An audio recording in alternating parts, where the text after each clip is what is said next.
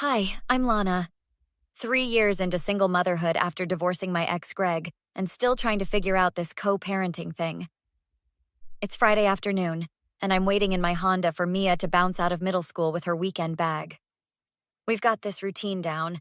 1 week with me, one with her dad. At least that's how it's supposed to work. Hey, sweetie, ready for Dad's weekend? Mia slides into the passenger seat, but something's off. No smile, no chatter about school drama. She clutches her backpack like it's a shield. Mom, do I have to go? This isn't the first time she's asked this lately. For months, something's been changing. My bright, bubbly 12-year-old has been coming back from Greg's quieter, withdrawn. Honey, we've talked about this. The custody agreement. Please, Mom, just this weekend? Her voice cracks, and I see tears forming. I pull over before reaching Greg's subdivision. What's going on? You used to love weekends with Dad. That was before. Before what, Mia? She stares out the window. Before Vanessa moved in. Vanessa, Greg's fiancée. The relationship moved fast after our divorce, engaged within 6 months. I've only met her twice at drop-offs, all smiles and designer clothes. Did something happen with Vanessa? Mia unzips her backpack, hands me an envelope. Read it after I'm gone. Promise you won't open it while I'm still here. My stomach drops. Mia, if someone's hurting you, please, Mom, just read it later. Dad's waiting and he'll be mad if we're late. I drive the rest of the way in silence, heart pounding. Greg waves from the driveway of his new McMansion, Vanessa lingering in the doorway. You're 15 minutes late, Lana. He doesn't even look at me, just checks his watch. Traffic. The lie comes easily. Mia hugs me fiercely. Love you, Mom, she whispers, then trudges toward the house. Vanessa pastes on a smile. We're making homemade pizza tonight, right, Mia? Mia nods, not looking up. I drive exactly 3 blocks before pulling over again. With shaking hands, I tear open the envelope. Mom, I didn't know how to tell you this. Vanessa hates me. When Dad's not looking, she pinches me hard enough to leave bruises where no one can see them. She throws away the lunch you pack and says I'm too fat to eat. Last weekend, she accidentally spilled bleach on the sweater Grandma made me. When I told Dad, he said I was making it up for attention. She told me if I keep complaining, she'll convince Dad to send me to boarding school. She said no one would believe me anyway because I'm just a bratty kid from a broken home. There's more. 3 pages more. Each revelation worse than the last. My hands are shaking so badly I can barely hold the paper. Tears blur my vision. My baby is being tormented and her father refuses to see it. This ends now. I couldn't sleep all night. By 6 a.m., I was done waiting. I grabbed my phone and called Greg. It's not even 7 on Saturday, Lana. What's so important? I need to talk about what's happening with Mia at your house. What are you talking about? Mia told me everything about Vanessa. The pinching, the insults, throwing away her lunch. Jesus Christ, not this again. Mia's been making up stories since Vanessa moved in. She's jealous. She has bruises, Greg. Bruises. Kids get bruises all the time. Look, Vanessa is bending over backwards to bond with Mia. Your daughter is the one with the attitude problem. My daughter? She's our daughter and she's terrified. You're overreacting. And frankly, poisoning Mia against Vanessa. I gotta go. He hung up, just like that. Monday morning, I was sitting in Miss Jenkins's office at school. I've noticed changes in Mia over the past few months. Her participation has dropped, and her last 2 assignments were incomplete. That's not like her. Has she mentioned anything about her home situation? I asked. She flinches when classmates get too close. Last week, she fell apart during group work when someone accidentally knocked her arm. That's where Vanessa pinches her. Miss Jenkins leaned forward. As a mandated reporter, I need to ask, do you have documentation of these injuries? Not yet, but I will. That afternoon, I picked Mia up early and drove straight to Dr. Patel's office. Mom, why are we here? I'm not sick. I need Dr. Patel to check something. Trust me, okay? In the exam room, Dr. Patel was gentle but thorough. Mia, can you show me where it hurts when someone touches you? Slowly, Mia rolled up her sleeves, revealing finger-sized bruises on her upper arms. She lifted her shirt slightly, more marks along her ribs. And when did these happen, sweetie? At Dad's house. Vanessa says it's our secret. Dr. Patel's expression hardened as she documented everything. After Mia went to the waiting room with a nurse, she turned to me. This is consistent with intentional harm. I'm making a report to CPS, but you should also contact Detective Rivera in the Special Victims Unit. Here's her card. Detective Rivera met me for coffee the next day. Serious eyes, no-nonsense haircut. The problem with these cases is proof. It's he said, she said, and courts don't like to disrupt custody without solid evidence. So, what do I do? Send my daughter back to be heard again? We build a case. Documentation, witnesses, patterns. You mentioned Vanessa's been engaged before? Yes, to some guy with kids in Cincinnati. It ended suddenly. I'll look into that. Meanwhile, get statements from the school, keep the medical records, and start logging everything. Dates, times, exact words. Will that be enough? Not yet, but I have an idea. It's risky, but if Mia's willing... What kind of idea?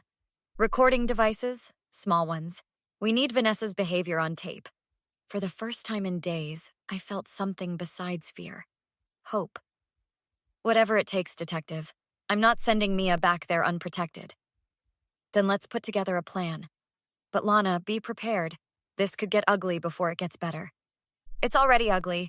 Now, I just need to prove it. Detective Rivera spread several small devices across my kitchen table. This looks like a normal silver locket, but it's actually a high-quality recording device. The battery lasts 8 hours. This bracelet has a backup recorder. I picked up the locket. Will Mia be safe wearing this? The risk is if they find it. That's why we need to be smart about when she activates it. We called Mia in from the living room. Her eyes widened at the gadgets. These look like regular jewelry. That's the point, sweetheart, said Detective Rivera. But I need to make sure you understand how serious this is. If Vanessa finds these, she might get very angry. Mia touched the locket gently. Will it help me not have to live with her anymore? It could, but only if you're absolutely sure you want to do this. I'm sure. The determination in her voice made my chest tighten. Detective Rivera showed her how to activate the devices. Only turn them on when something is happening. We need to save battery for the important stuff. The weekend Mia went back to Greg's. I barely slept. Sunday night, my doorbell rang. Mia stood there 2 days early, eyes red. Dad brought me back. Said I was being difficult. I hugged her tight, then whispered, Did you get anything?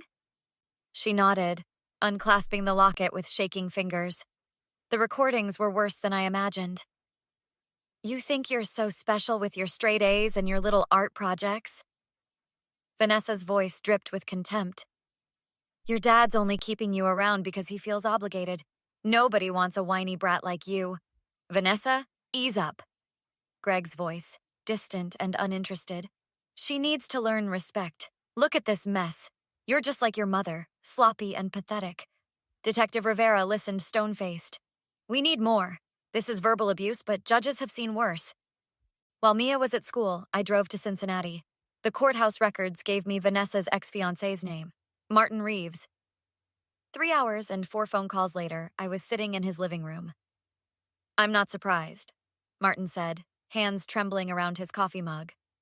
My boys still see a therapist. Vanessa seemed perfect at first. Charming, attentive. Then she moved in. Did you report her? Tried to, but she was smart. Never left marks where anyone could see. When my oldest finally told his teacher, Vanessa was already gone, cleared out her stuff while I was at work. Left a note saying we weren't emotionally compatible. Would you testify? In a heartbeat. On my way back, I got a call from Detective Rivera. I found something interesting. Your ex's neighbor, Mr. Callahan, filed a noise complaint 3 weeks ago, said he heard screaming from inside the house. 2 days later, I was ringing Mr. Callahan's doorbell. The elderly man squinted at me suspiciously. I'm Mia's mother. You filed a complaint about noise at my ex-husband's house? His expression softened. Poor kid. I hear things through the bathroom vent. Our houses share a wall. That woman has a mouth on her, and your ex just lets it happen. Would you be willing to make a statement? Already did. Gave that detective my recordings. Recordings? Started taping after the third time I heard that woman screaming at your daughter. Figure someone needed to do something. Back home, Detective Rivera showed me the evidence pile. Medical reports, school records, Martin's statement, Mr. Callahan's recordings, and Mia's locket. We have enough. I have already spoken with the DA.